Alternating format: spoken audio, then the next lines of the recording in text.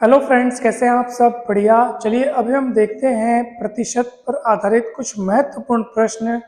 इस प्रकार के प्रश्न परीक्षा में बहुत पूछे जाते हैं। आप सभी इन दोनों प्रश्नों को बहुत ध्यान से देखिएगा। सबसे पहले तो इनको बनाने से पहले हम कुछ सूत्र पर ध्यान देते हैं जो कि बहुत सरल है। मान लीजिए कोई राशि है, ठीक है। मान लीजिए कोई राशि है और उस राशि का सबसे पहले इस राशि का x% हिस्सा इसमें से कम कर दिया गया, ठीक है। सबसे पहले कितना कम कर दिया गया? x%। फिर x% कम करने के बाद जो राशि बची उस उतने का फिर y% उसमें और कम कर दिया गया, ठीक है। फिर जो राशि बची फिर उतने का z% उसमें और कम कर दिया गया।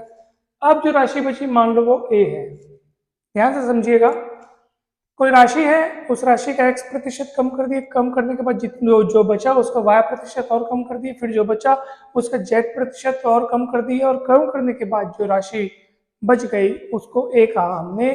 तो मूल राशि अगर पता करना हो कि क्या है, मान लो a हमको ज्ञात है, अगर ठीक है a मान लो ज्ञात है और इसको पता करना है मूल राशि क्या है। तो आप सूत्र देखिए क्या होगा। सूत्र a गुणित 100 गुणित 100 गुणित 100। 3 बार क्यों? क्योंकि 3 बार कम कर दिया, पहले x%, y%, z%, और नीचे में 100 minus X, 100 minus Y, 100 minus Z. बहुत सरल सी बात है, माइनस माइनस माइनस होगा।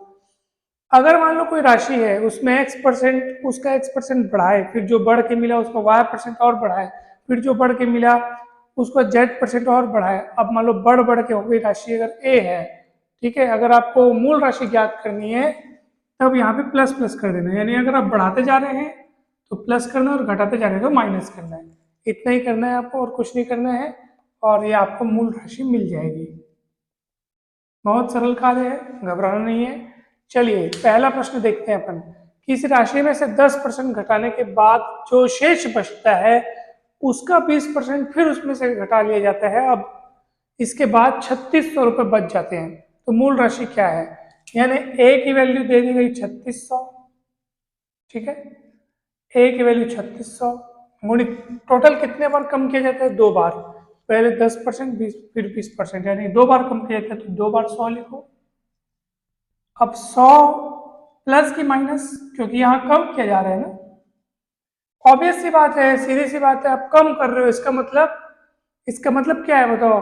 कम करने के बाद कितना बच जाता है? 3600 बच जाते हैं। इसका मतलब पहले जो मूल राशि है वो ज्यादा थी, तभी तो इतना कम किया, फिर इतना कम किया, फिर 2 बार तक आपने कम किया, तब जाके 3600 बचा, यानी पहले वाली राशि ज्यादा थी, ठीक है।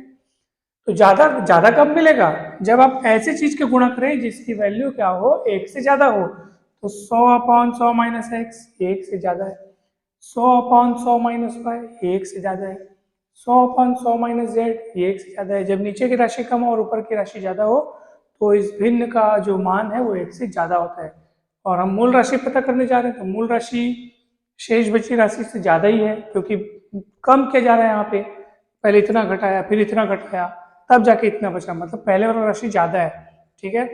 तो 100 माइनस एक्स, तो एक्स कितना है? पहले 10, फिर क्या है? 100 माइनस 20, ठीक है। अब आपको मिल जाएगा मूल राशि। तो कितना है का बताओ? 3600 गुणित 100 गुणित 100 बटे 100 माइनस 10 पे 100 माइनस 20 80। एक जीरो से एक जीरो, एक जीरो से एक जीरो कट गया, 9 एकम 9 चौक 36, डबल जीरो, फिर 8 एकम 8 पंचम 40, 50, 5000 रुपया, ठीक है। कितना आया? 5000 रुपया, यानी मूल राशि 5000 है। तो ये सूत्र आप ध्यान रखिए और बढ़िया सवाल बन गया, मस्त। चलिए दूसरा प्रश्न देखते हैं। दूसरा प्रश्न। अब दूसरा प्रश्न में क्या बोल रहा है? एक व्यक्ति के लॉकर में 4800 रुपये थे, ठीक है। पहले साल उसने इस राशि का 20% उसमें और जमा कर दिया, फिर जितने बढ़ के हो गए फिर उसका 25% और जमा कर दिया। लॉकर में कितने रुपए हैं? यहाँ पर मूल राशि दिया गया है और आपको अभी बोल रहा है कि इतना इतना बढ़ाने के बाद पूछ रहा है कितने रुपया है, तो आप सूत्र लगाइए, मूल राशि इज इक्वल्स टू बाद में परिवर्तित हो चुकी राशि, परिवर्तित होने के बाद जो राशि हमारे पास अभी है वो ए है, और क्योंकि यहाँ पे बढ़ते जा रहा है ना, बढ़ रहा है ना, तो जमा किया मतलब बढ़ रहा है, तो 100/100 प्लस एक्स, 2 बार बढ़ा है, 2 बार, तो 100/100 प्लस एक्स, 100/100 प्लस वाई। अभी यहाँ पे ना आपको मूल राशि नहीं पूछ रहे, मूल राशि तो 4800 दिया है, आपको ये बोल रहा है कि पहले इतना बढ़ाया फिर इतना बढ़ाया, अब लॉकर में कितने रुपए, मतलब अब वाला पूछ रहा है, मतलब ए पूछ रहा है आपको। मूल राशि दिया है 4800, इसको तिर्यक गुणा करो, 100 धन एक्स, एक्स मतलब पहले बार में 20% बढ़ा तो 20, फिर इसको तिर्यक गुणा करो 100 प्लस 25 अपॉन ये दोनों 100 को नीचे लाओ, अब ए का मान आपको मिल जाएगा। तो क्या होगा बताइए, तो देखो ये 4800, 120, 125, 100 गुणित 100, ये डबल जीरो कट गया, ठीक है, 25 से चला जाएगा, 25 चौक 100 और 25 पंच 125, ठीक है, फिर 4 से 4 एकम 4 और 12 चौक 48, ठीक है, फिर 12 12 1 44 और ये 0 और गुणित 5, अब 14 पंचे 70 और 4 पंचे 20, ठीक है, तो ये होना चाहिए 1700